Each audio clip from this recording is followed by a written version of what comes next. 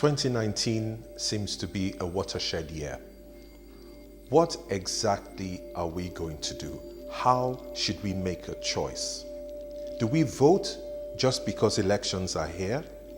Or do we think carefully about how we cast our vote because we have a clear strategic consideration in our minds? Take the two front-running candidates. I think most people would agree that the APC candidate and the PDP candidate seem to be the current frontrunners for the presidential race. If you vote for Muhammadu Buhari, it means that he cannot run for another term in office after 2023. Or you can vote an Atiku and start a fresh race.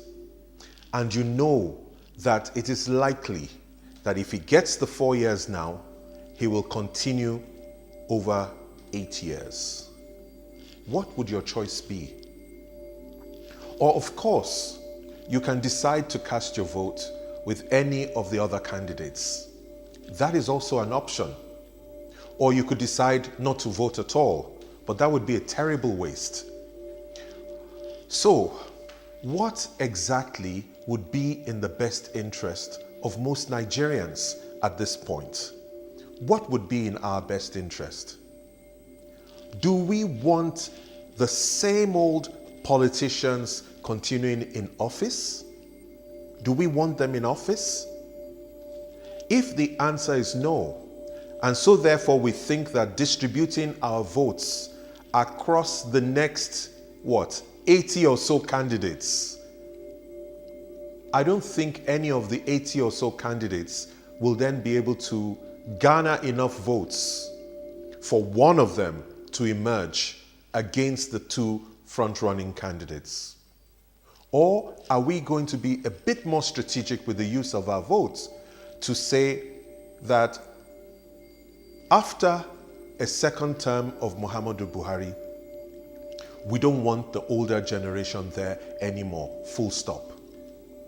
Or do we say we have the appetite to sit for another 8 years with the same old discredited politicians for another 8 years? In other words, we're willing to wait until 2027. So 2019, therefore, is a pivotal year. Whatever choice we make this year will affect the futures of the country.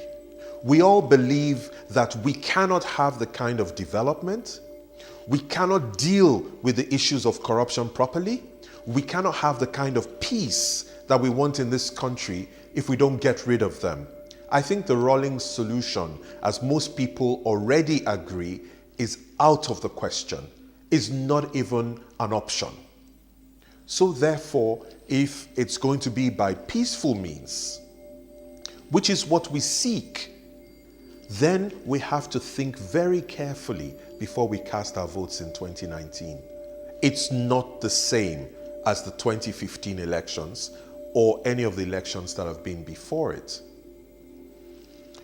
Some have gone as far, and I saw today an advert by the ruling party suggesting that if you gave them another 4 years, then it gives an opportunity for the South to produce a leader in 2023.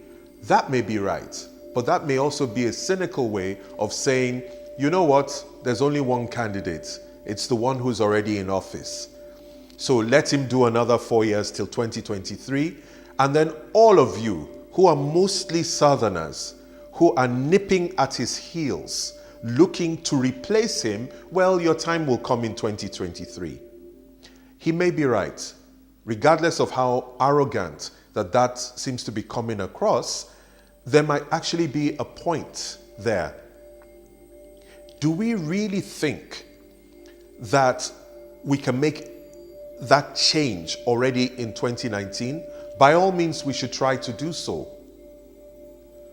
But do we think we should allow ourselves to get into a situation where 8 years is what we're looking at before the younger generation get into office rather than 4 years? What would your choice be? I think we have to consider very carefully which way we go in these elections. Thank you very much.